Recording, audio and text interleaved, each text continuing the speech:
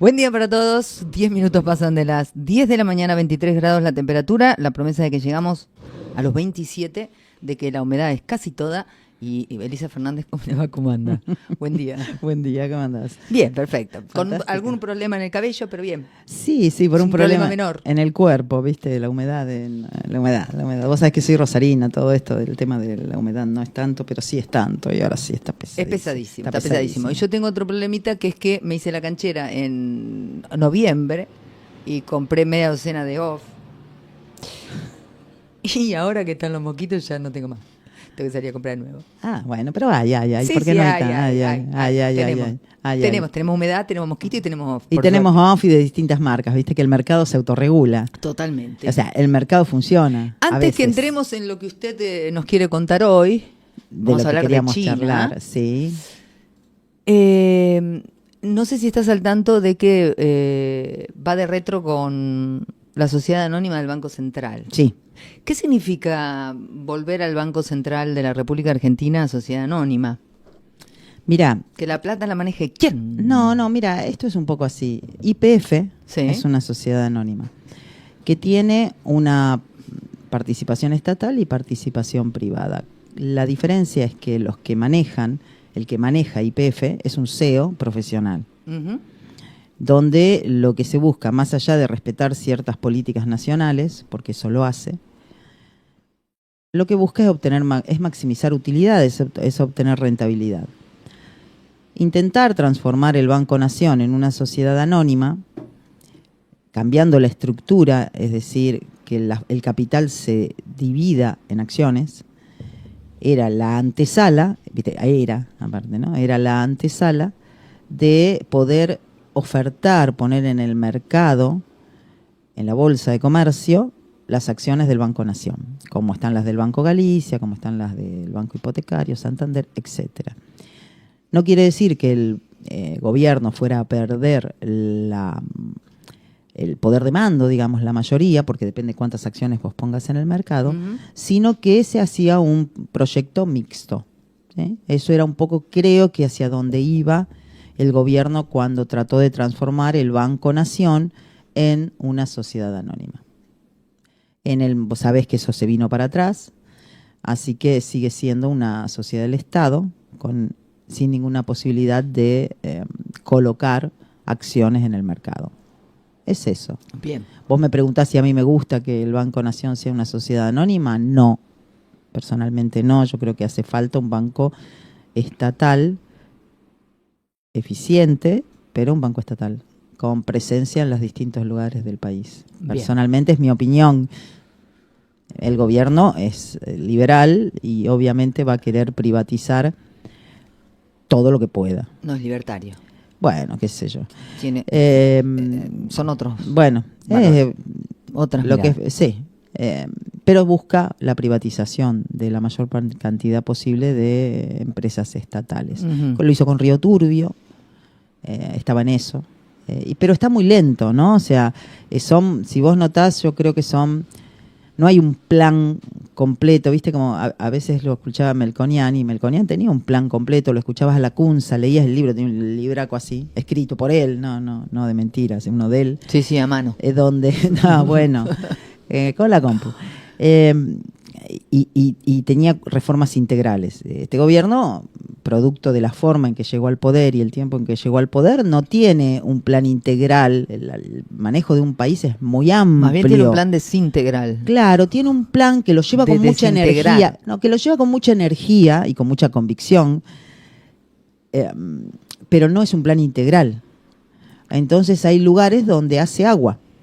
Entonces, suponete ahora, después de lo de Libra, intentó mandarlo de la sociedad anónima como para decir, mando algo, y lo tiene Stroessner tratando de hacer algún tipo de reestructuración del Estado, pero sin mucha organicidad. Uh-huh. No se ha tocado, por ejemplo, el tema de la coparticipación, que es un tema fundamental, es crucial en la forma de distribución de los ingresos y de los egresos en Argentina, porque no tiene un plan integral. Entonces estamos en este momento tratando de acomodar algunos números de la macroeconomía, acomodando el tema de la seguridad, tratando, ¿no? Al menos haciendo algo en ese sentido. Y después son como todas cuestiones, se maneja bien Petovelo, creo yo, en acción social, con toda la... O sea, hay una acción ahí, ¿no? O sea, hay una actuación, se terminaron los piquetes, o sea, hay algunas... Rosario se combate el narcotráfico. O sea, hay algunas situaciones, pero me parece que son más individuales y no hay un plan integral. De hecho, porque el gobierno no cree en el tema de plan integral, sino que quiere que todo sea más mercado y menos Estado, pero sin un plan integral para llevar adelante una política económica y social integral. Eso es lo que no tiene y no podemos esperar. Van a ser todas cuestiones así. Esporádicamente te salta un tema y le dan para ese lado. Aún así, es increíble, pero hay cosas que están funcionando mejor. Bien. Entonces fíjate vos, sin tener un plan integral, como con decisión en algunos rubros podemos mejorar. Porque viste cuando vos estás, como cuando vos agarrás una persona que no sabe ni leer ni escribir, entonces le empezás a enseñar a leer y el cambio es enorme, porque estás actuando en el buen camino en algunos puntos, pero falta todo lo integral. Entonces el Banco Nación, esto es un intento así como... Más me preocupó el tema, por ejemplo, del nombramiento de los jueces por... Decreto. Sí, que eso lo intentó hacer Igual Macri. es una facultad constitutiva, Es una, sí, No puede pero en hacer. comisión, sí, todo lo que vos quieras, pero sí. no es la forma. No. Bueno, no es la Y forma, menos porque la tenemos una justicia. república, hay que defender la república. Entonces, bueno, son situaciones esporádicas que, así, espasmódicas, no esporádicas, espasmódicas, que va por acá, va por allá, va por acá. Mientras tanto, la inflación viene bajando, mientras el dólar se va sobrevaluando, y ahora estamos esperando que el Fondo Monetario nos dé una inyección de dinero para no tener tantos problemas en este año electoral. Y año electoral. Una de las cosas que le pidió el Fondo Monetario Internacional para darle plata es que convierta al Banco Central en sociedad anónima. No, el Banco de Nación. El Banco Nación. Algunas de las medidas que vamos a llegar a ver o vamos a escuchar o se van a intentar tienen que ver con cumplir con las órdenes del Fondo Monetario Internacional. Sí, pero Lo que nos pasa siempre, ¿no? No, pero este gobierno, a ver, el Fondo Monetario siempre... No estoy diciendo nada que no sea real, ¿eh? No dije que no digas nada que sea real. Lo que digo es que yo creo que nuestra crisis económica es culpa nuestra. El fondo te tira... Claro que es culpa nuestra. Te si tira... le hacemos caso al Fondo Monetario Internacional... No, porque a veces no nuestra? le haces y fue culpa nuestra también. O sea, no somos consistentes en el tiempo, me parece a mí. Y no nos gusta... no nos gusta el hecho de que los resultados llevan tiempo y no una cosa que queremos ya todo ya y, viste, no, ahí es donde yo admiro a China. Ahí es donde te... ¿Por el de qué? Porque lo hacen a largo plazo. Porque China funciona a largo plazo. China ataca Kamchatka. China ataca Kamchatka. ¿Viste la película Kamchatka? Sí, por supuesto. Bueno, ¿viste la parte donde están jugando al TEC? Jugué al TEG. China ataca Kamchatka. Sí, ¿y quién gana? Al final, ¿viste? Resiste, Sí, súper lindo. Resiste. Bueno, ¿qué pasa con China? Un poco, a diferencia de nosotros, ideológicamente, ellos trabajan a largo plazo. Nosotros somos espasmódicos, ¿viste? Tenemos mucho menos problemas que los que tenían ellos.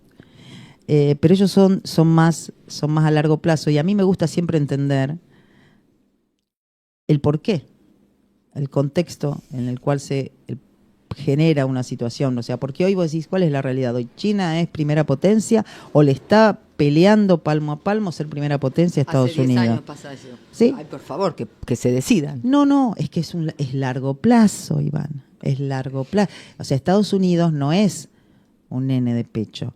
China, cuando yo estudiaba en el secundario... China tampoco. Bueno, pero China, cuando yo estaba en el secundario, Sí. no existía. Estaban muertos de hambre. Yo terminé... me acuerdo. Yo terminé el secundario, la primaria la terminé en el 79, la secundaria la terminé en el 83.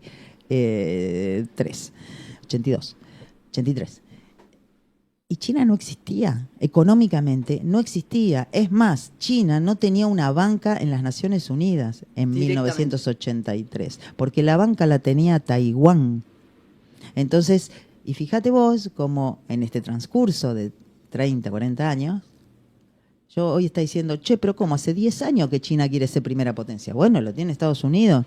Y lo está haciendo sin un conflicto, sin entrar directamente en un conflicto bélico, en un momento donde el comunismo ha retrocedido, partido que gobierna China. ¿Y cómo lo ha hecho?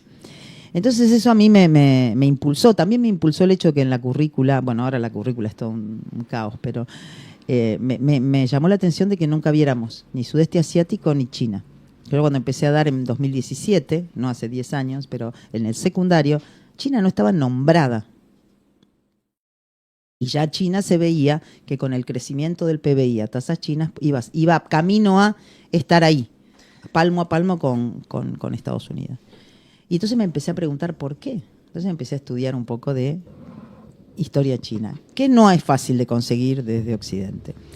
Y lo que más llama la atención es que cuando vos estudias sistemas económicos, que hay distintos, China pasó en un siglo, 70, 80 años, desde el feudalismo, sí, sí. o sea, donde había el señor feudal que manejaba un territorio, ¿entendés? O sea, que era el dueño de un territorio. China pasó del feudalismo, exacto, tenía los siervos, viste, todo bien así armadito, al capitalismo hoy pasando por el medio del comunismo. Así, ¿cómo puede ser en 70 años que hizo todo eso? Un país con tantos habitantes. Y entonces empecé a meterme. Y dije, ¿por qué surge el comunismo en China? No sé si has visto algunas películas chinas, a mí me encantan mezclar el cine. ¿Viste? Bueno, podés haber visto El último emperador. Sí. Bueno, cuando era muy chica. Bueno, El último emperador es una película fantástica. Pero no me gustan los chinos. Pero es una Tengo un película. problemón. Está bien, pero hay que aprender. No, la peli es hermosa. No, pero más allá de que no te guste, hay que aprender. O sea, a mí puede no gustarme, a mí no me gusta el comunismo, pero quiero aprender. Porque necesito saber, porque conocimiento es poder. Sin duda. Me gusta el poder. ¿Ok? Entonces, nada, empecé a ver por qué aparece el comunismo en China. Y aparece un periodo muy triste de la historia, y acá me fui como 1840, 1945, pero 1840, 1911, donde aparece, no sé si escuchaste alguna vez nombrar la guerra del opio. La guerra del opio, ¿sí? ¿Qué es esto? Bueno, hay un periodo que va desde el 1841 hasta 1945 que se conoce en historia china como el siglo de la humillación. Vos imaginate que tenés en tu historia un siglo donde fuiste humillado. Dije, ¿qué será esto? Bueno, no, sí, fue el siglo de la humillación. Porque China tenía un emperador, ahí está el último emperador, pero tenía un emperador, una dinastía que lo gobernaba, y tenía cerquita a Inglaterra imperialista en ese momento, 1840, que trataba de comercialmente o militarmente imponer sus condiciones y obtener rentabilidad de territorios que consideraba menores, porque ellos eran superiores y el resto era basura. Correcto. Inferior, es correcto. Entonces no tienen mejor idea, ellos los ingleses producían opio en la India, otra colonia. China no era colonia, era un imperio independiente, pero comerciaba con Inglaterra. Entonces Inglaterra empieza a ver que su balanza de pagos con China era deficitaria. Es decir, que le exportaba a China menos de lo que importaba de China. Inglaterra compraba seda, se la llevaba y no le podían encajar nada a los chinos. Entonces dicen, no puede ser. Tengo que venderle así no. Tengo que venderle algo. Y tengo mejor ejército que esto que tienen, andan con sablito, con qué sé yo, andan con lancita, no sé con qué andan. Yo tengo cañones, tengo armada, tengo de todo. Entonces, ¿qué hacen? La primera guerra del opio, donde entran cerca de Hong Kong, vencen a los chinos en un periquete, porque los chinos ni se lo esperaban, y le ganan rápido y le dicen, bueno, rendite, se rinden, y ahí aparece ahí aparece Inglaterra, que estaba Inglaterra sola hasta ese momento, y China tiene que cederle a Inglaterra Hong Kong. Ahí aparece el Hong Kong actual. Por tus cojones. Porque tengo más armas. Claro. ¿Entendés? Entonces, por mis cojones. Me dice, aparte de plata, que le pidieron plata, dinero, qué sé yo, le dice, y aparte dame por 150 años Hong Kong, que era una islita que estaba ahí, perdida, pero que estaba muy cerca de la entrada de China. Era la entrada comercial. Era estratégica, exactamente. Bueno, se la ceden Hong Kong. Bueno, no es suficiente, porque aún así la balanza de pagos no era lo suficientemente positiva para Inglaterra, entonces a costa de los pobres chinos. Entonces empieza a buscar aliados. Muchachos, ahí está en remate China, quieren venir, y aparecen los holandeses, norteamericanos, y dicen, vamos. Y entonces se meten todos juntos. Y aparece la Segunda Guerra del Opio. Y ahí ya es peor, porque le obligan al a la China. dinastía Qing, a la dinastía Qing, que en ese momento estaba gobernando, lo obligan a que el comercio del opio en China esté legalizado y que el consumo del opio También. en China también.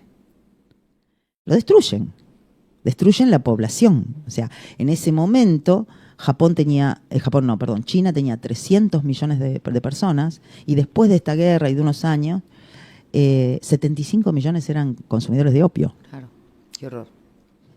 Divino. Mundo occidente civilizado. Obviamente, ves por dónde viene el tema de la humillación, ¿no? O sea, del siglo de la humillación. 75%, o sea, casi un tercio de la población consumidora de opio. Bien, seguimos. Ellos tenían un vecinito, como si nosotros lo tuviéramos a Chile, ¿viste? Atrás, sí. Tenían un vecinito, que era Japón. Y que el Japoncito, viste, que estaba ahí. Y Japón dice, esta es la mía. Ya no se llevaban bien, ya venían de toda una historia, pero no se llevaban bien. Dice, aparte Japón, para mí que tiene un problema de inferioridad, porque claro, China grande, Claro. Japoncito chiquito. En 1894, ¡pac! Vaya que estamos, estos están todos fumados, los vamos a invadir. Y obviamente... Están todos drogados. Están todos drogados. Obviamente ganan los japoneses. Y se quedan, lo obligan a reconocer a una Corea independiente, se quedan con Manchuria y se quedan Tengo con entendido que China estaba de espalda cuando vino. Sí. Cuando vino acá. Estaba. Y se queda con Corea, o sea, le reconocen Japón. Corea como un territorio independiente, Ujú. la península de Corea que después entra en guerra. Manchuria, también un territorio que estaba por ahí arriba, también se quedan los japoneses con eso, y Taiwán, una islita que estaba por ahí que después tiene mayor interés. ¿Te imaginas que los chinos en esta situación, todos fumados, con los japoneses que los invaden, perdiendo territorio, estaban muy enojados con el emperador? Entonces, hacemos un resumencito. 1911 aparece la Revolución Nacionalista, que ahí sí viste cuando eras chica, el último emperador, no sé si te acordás del emperador, se llamaba Puyi, era un nene. Sí. Puyi era un nenito así. Recomendada esa Es peli. muy recomendada, por favor, para ver. Mírenla. Pero mírenla porque aparte te explica, arranca ahí, no te arranca antes, arranca ahí, arranca cuando lo derrocan ya. a Puyi. Lo derrocan, se lo llevan, tiene toda una historia fantástica esa película. 1911, la Revolución Nacionalista. De hecho, los chinos hoy celebran todavía el 10 de octubre como el Día Nacional de la República, en referencia a esa revolución. Sin embargo, todavía estábamos en el feudalismo, volviendo a los sistemas económicos, donde estaban los señores de la guerra que dominaban distintas provincias de China, enorme, Y políticos. por supuesto, y querían seguir manteniendo su poder. Entonces no le copaba eso de tener un gobierno central que les dijera lo que tenían que hacer. Así que empieza a haber diferencias. Y en 1927, después de una serie de peleas internas, donde la revolución trataba de establecer una república con voto y todo eso, pero no iba por el lado del voto. En 1927 empieza una guerra civil que se extiende desde 1927 hasta 1949. En el medio está la Segunda Guerra Mundial. Correcto. Dentro de la Segunda Guerra Mundial te imaginas que los japoneses los invaden a los chinos también. Uy, O sea, tanto quilombo, qué quilombo bueno, allá, qué quilombo acá. En esa guerra civil, donde empiezan a pelearse señores de la guerra con otro señor de la guerra, con el que intentaba hacer la república, aparece ya un chiquitito, un señor que se llama Mao. Pero era muy chiquitito. Era el TEC, pero en acción. Claro, pero era muy chiquito, o sea, recién estaba empezando. Mao Zedong, ¿no? O sea, gran líder después del Partido Comunista Chino. Después viene Catupecu Macho. No seas mala. Pues está recopado esto, Sí. a mí me reinteresa. En esa guerra civil aparece un partido que se llama el Kuomintang, KMT, ¿sí? Que eran los que trataban de llevar adelante, los que tenían el poder y trataban de hacerse del poder dentro de este partido, el Kuomintang, que trataban de pelear contra que eran como que trataban de armarse, de ganarle a los señores de la guerra y de tratar de formar una China unida. Mao se mete dentro, como miembro del Partido Comunista, se mete dentro del Kuomintang y tratan de llegar al poder. Hacen un impas cuando son invadidos por los japoneses, porque dicen, bueno, después dejamos nuestra diferencia de lado, vamos a pelear contra los japoneses. Y finalmente derrotan a los japoneses, ¿no? O sea, no ellos, sino son derrotados por el tema por la Segunda Guerra Mundial, en definitiva, por las bombas nucleares y todo eso. Y en 1949, con el apoyo de la Unión Soviética, y además porque Mao era un tipo que militarmente había obtenido grandes victorias militares, mientras los otros del Kuomintang eran medios pavos, digamos. Por eso no eran pavos, pobre, pero no habían obtenido las victorias militares que efectivamente tenía Mao, que había recuperado Manchuria. O sea, Mao consigue, después de que ellos venían perdiendo, Mao consigue recuperar Manchuria. Empieza a recuperar territorio. Y empieza a recuperar territorio. Y crea una épica. Porque eso es necesario para un líder, crear una épica. Dentro de esas épicas, en medio de la guerra civil, el tipo hace lo que se conoce con el nombre de la Gran Marcha. Porque en un momento él estaba dentro del partido Kuomintang que te estoy diciendo, que era capitalista, era más capitalista. Él estaba ahí dentro de ese partido y cuando ve que lo quieren sacar, empieza a llevarse a la gente y dice, tenemos que ir hacia el interior. Se va de donde estaba, que estaba cerca de las zonas de poder de Shanghái, y se va hacia el interior. Y se lleva caminando un montón de gente 10.000 kilómetros. ¿Vos te imaginás lo que es caminar 10.000 kilómetros en medio de la geografía china, de montañitas, ríos? Imposible. No llegó Junín. No, bueno, nos cuesta Luján. En definitiva, a través de esta épica, en 1949, y con el apoyo de la Unión Soviética, el Partido Comunista, que fundó en 1927, entre otros Mao, llega al poder y los raja a los del Kuomintang. Empiezan a pelear, los rajan, y estos tipos se escapan, los del Kuomintang, los que habían quedado, Kuomintang residual, te diría yo, se van a una islita. ¿Sabes a qué islita se van? A Taiwán. ¿Está? O sea, en 1949 ellos se van a Taiwán y China queda en el poder de Mao comunista. A todo esto estaba formándose la ONU, la Organización de Naciones Unidas, y Occidente, que dicen, ¿a quién reconocemos como China? Porque los que estaban en la islita Taiwán decían que ellos eran China y que los que estaban en el territorio eran invasores. Obviamente que los del territorio, ¿qué decían? Eso es una islita, nosotros somos China. Sin embargo, Estados Unidos y Occidente reconoce como China a Taiwán y le da el asiento en las Naciones Unidas, y al otro, vos no existís. Aparece entonces en el poder este señor Mao, ¿y qué hace? La revolución comunista. Gran idea. Entonces lo primero que dice, bueno, primero voy a tratar de recuperar, habían perdido el Tíbet, si vos viste 7 años en el Tíbet, bueno, también. Hay que mirar esas dos y entender, se entiende mucho el tema de China. Recupera el Tíbet. Aparte de 7 años en el Tíbet, hay que verla por Brad Pitt. Por Brad Pitt, sí, por Dios. Por todos lados hay que verla. No, pero por Brad Pitt, sí. Claro, si se aburren de la historia china, lo miran a él, no hay problema. Basta. Eso no me lo traigas, por favor. Bueno, recuperan estos en un día, si vos lo ves ahí, en un día recuperan el... Ya que ayer vi Bastardos de Gloria de... Sí, hablando de Brad Pitt. Claro. Sí, pero acá está mucho más zen. Está mucho más lindo en 7 años. Sí. Bueno. No te quiero desconcentrar. No, me desconcentraste porque me desconcentraste. Bien. Mao es muy feo, pobrecito. Porque me desconcentraste. ¿Qué hablando? Mao, qué feo. No, volvemos al Tíbet. Bueno, nada, lo invaden, se quedan ahí, qué sé yo. O sea que, fíjate vos, del siglo de la humillación, por eso termina en 1949, cuando asume Mao el poder, claro, recupera Manchuria, recupera el Tíbet, digamos, o sea, tiene 2 territorios no puede hacer lo mismo con Corea. Sí, pero muestra su poderío. Y empieza a hacer lo que se conoce con el nombre de la reforma agraria. Vamos otra vez, acá lo tocamos con Chávez, vamos a la reforma agraria. ¿Qué es la reforma agraria? ¿Vos tenías una tierra? No la tenés más. Mira. Toma. Y la colectiviza. Para la gente, para el pueblo. Para los de arriba, para los de abajo, para los que tenés, los gordos, para los flacos. Unos pequeños linchamientos hubo en el medio porque hubo gente que no estaba de acuerdo con eso. Entonces, bueno, hubo una serie de persecuciones, violaciones a los derechos humanos, linchamos a más de uno que no estaba de acuerdo. Y crea, que estaba bueno esto, unas colonias, no de vacaciones, sino de trabajo forzado, que le llamó Laogai. ¿Sí? O sea, en chino anda a saber lo que significa.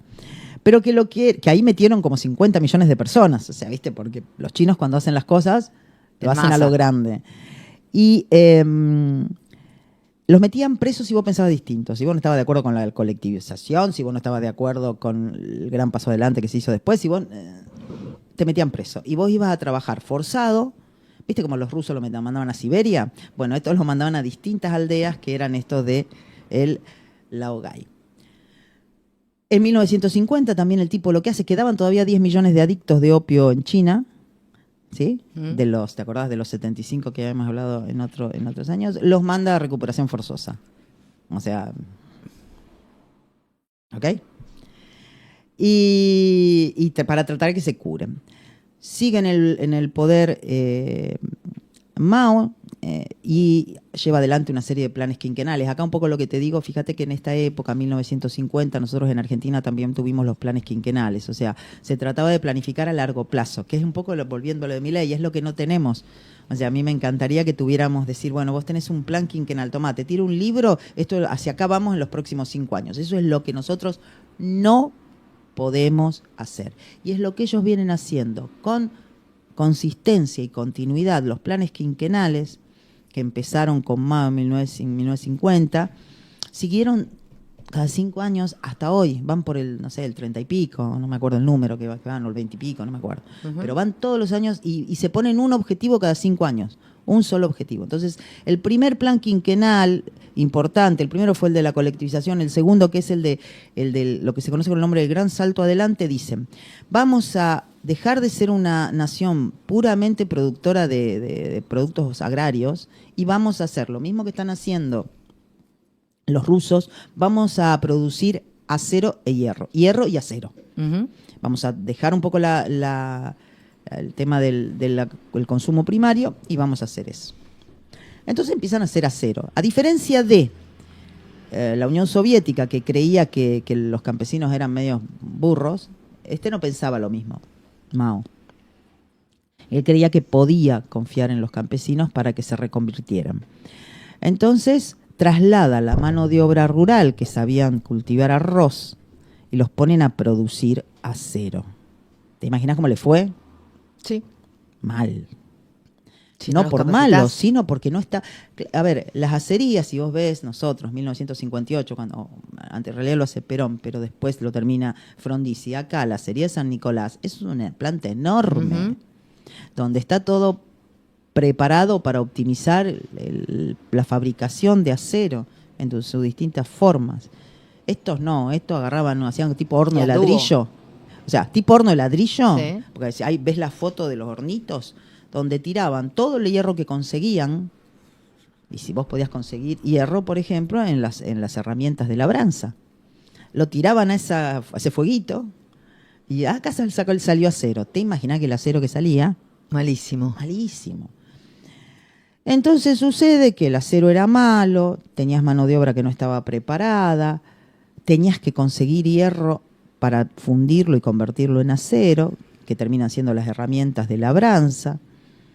Entonces, además, el gobierno, cuando ve que al principio funcionaba esto, al principio funcionó los primeros 2 años, 1958, 59, ahí anduvo más o menos bien, dijeron, bueno, tenemos que conseguir más acero. O sea, piden metas irreales en toneladas, ¿no? Y como por otro lado estaba que te mandaban a preso, ¿qué hacían los representantes locales? Y los representantes locales a veces mentían con la cantidad de producción, porque vos tenías que declarar cuánto producías de comida a tu comunidad. Imagínate que acá estuviera Golía, poner el encargado. Entonces él tenía que decir, tengo tantas toneladas de trigo y tengo tantas toneladas de acero. Y si él no cumplía con las metas, iba preso. Entonces, ¿qué pasaba? Al tipo, o sea, iba preso o con suerte. Con suerte. Entonces el tipo decía, bueno, ¿cuánto hiciste? 20. Bueno, ponele 32. Bien. Lo que pasa, y así, lo que pasa es que el gobierno decía, ¿tenés 32? Bueno, la mitad tiene que venir para el gobierno. Entonces de los 32 se quedaban con 16, en realidad se habían producido 20, o sea que esto que les quedaba para comer 4. Muy poco. se morían de hambre. Horror. Entonces ahí aparece en 1959, 60 y 61 lo que se conoce con el nombre de la Gran Hambruna China, donde mueren entre 15 y 50 millones de chinos. No hay números. Qué boludo los chinos, sí. Acuérdate de dónde venían. Sí. Venían de 75 millones de fumados. Sí. Así quedaba. Bueno, es que sí. Sí. Es que sí. En definitiva, la realidad es que obviamente esto no estuvo bueno, el tema de que se le morían 50 millones de chinos. Seres Entonces, humanos. claro, los otros miembros del partido le dijeron, che, me parece que no hay comida. Mirá que yo estuve el otro día en la provincia de mi mamá y hay gente que No está más. no está más. Entonces lo quieren tirar, lo quieren sacar a Mao. Dicen, Mao, tenemos que sacarlo. Pero Mao lo sacan un poquito del gobierno, un par de años, pero los que estuvieron no pudieron revertir la situación, ¿sí? Porque dentro del sistema comunista no lo podían revertir económicamente. Entonces el tipo, desde adentro del Partido Comunista, arma lo que se conoce como la Revolución Cultural, en 1966 hasta el 69 duró, donde crea unos guardias rojos, que eran adolescentes, chicos, que estaban vestidos de rojo y que tenían el libro rojo. De petete. Él era no, de el Mao. gordo ese. Era de Mao. Entonces empiezan a ir por todos los colegios, y empiezan a. Me aburrí. ¿Te aburriste? No, en esto que vas a contar. No, pero escuchá, ¿sabes lo que hacen? Se van a las escuelas, por ejemplo, y dicen, ¿quién Sí, habló la batalla mal? cultural. ¿Quién habló mal de Digo, la hacen Mao? todos. ¿Quién dijo que Mao en realidad estaba matando de hambre a la gente? Elisa. Bueno, Elisa, vos vas a ser públicamente humillada. Entonces me ponían un cartelito que decía, atenta contra la revolución, traidora a la patria. Y te llevaban a la plaza San Martín. Sería la Plaza Roja. Lógico. Obvio. Obvio. Era la Plaza obvio, Roja. sería la Plaza Roja. Ah. Me ponían me subían a un banquito y todos los chicos que yo había mandado a rendir te tiraban basura, te escupían, todo ese tipo de cosas. Era una humillación.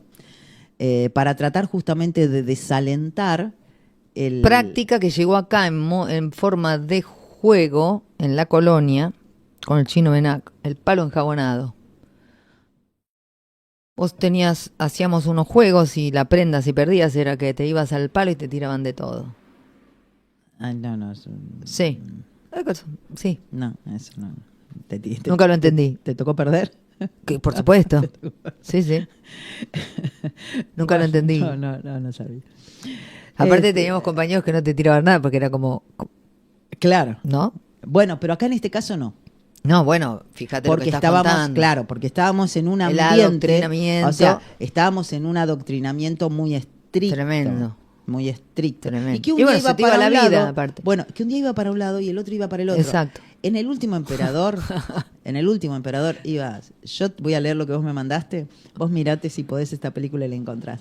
En el último emperador hay una imagen donde ¿te acordás Puyi, el emperador? Crece. Sí. Lo habían metido en cana después de ser emperador de Manchuria. La vi en la peli. Sí, bueno, y crece, y no sé si te acordás, que él lo meten preso en un campo, lo mete la República preso, y lo tiene un señor que lo trata de educar, y que el señor era bueno, y le dice, deja, que no puede ser que te hagas lavar la ropa por entonces lo separa, lavate vos tu ropa, dejate de joder. Lo enseña, lo educa, el tipo le agradece y se va.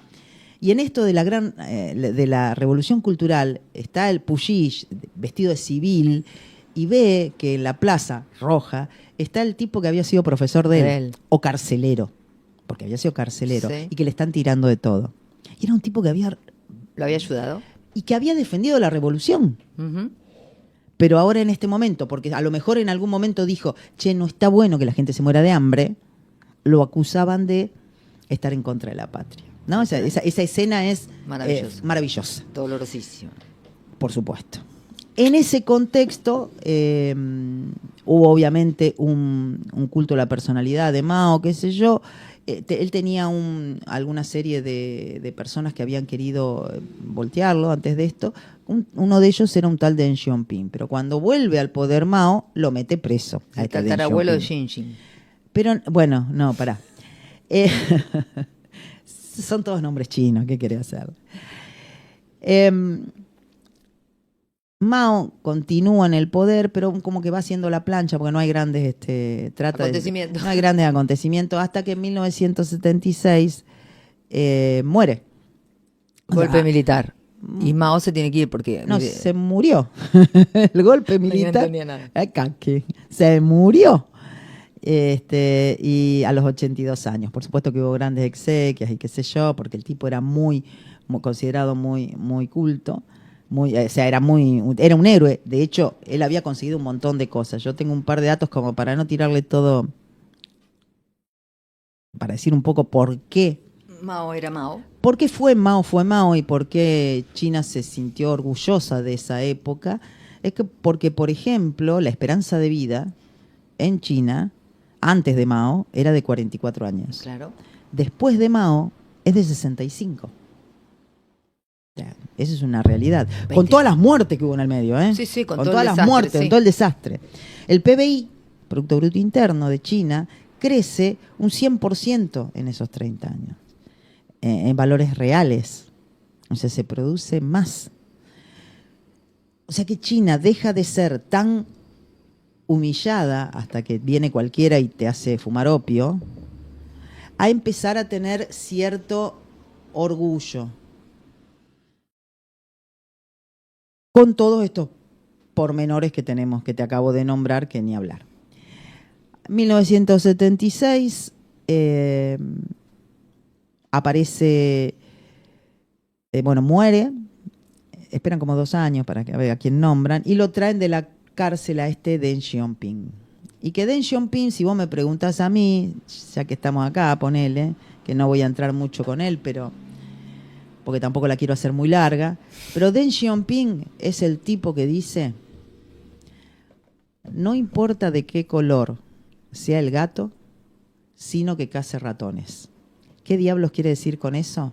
No importa que yo tenga que implementar un sistema económico que se llame capitalismo o comunismo. Lo importante es producir riqueza para repartirlo y que la gente esté mejor.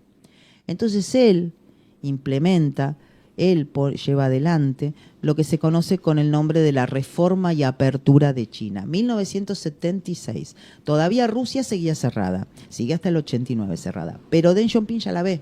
Uh-huh. Dice, no es por acá.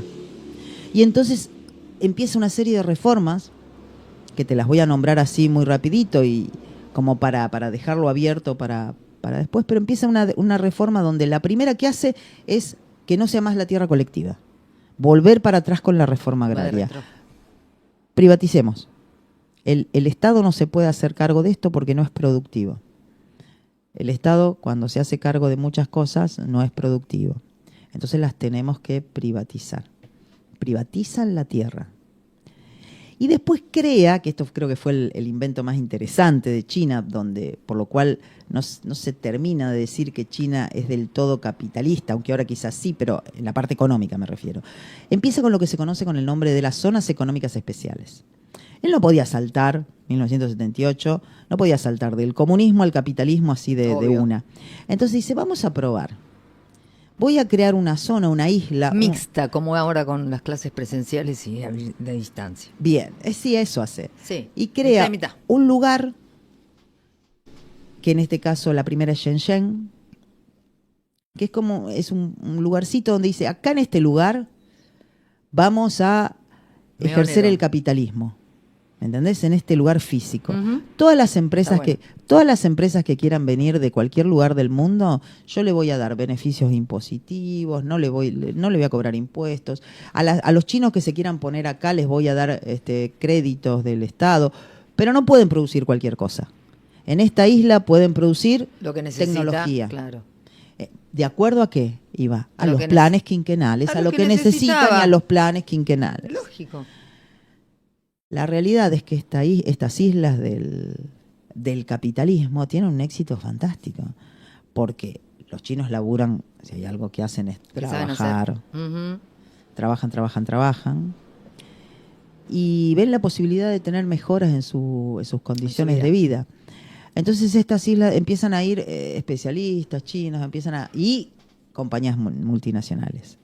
Esto empieza a funcionar, entonces Deng Xiaoping empieza a replicar estas islas del capitalismo Bueno, la lleva de 1, después prueba con 3, después termina con 6, hasta que en 1991 termina de caer ahí la Unión Soviética, termina de caer el comunismo, aparece el capitalismo globalizado y ahí sí se multiplican estas islas del capitalismo a una buena parte de la superficie de China.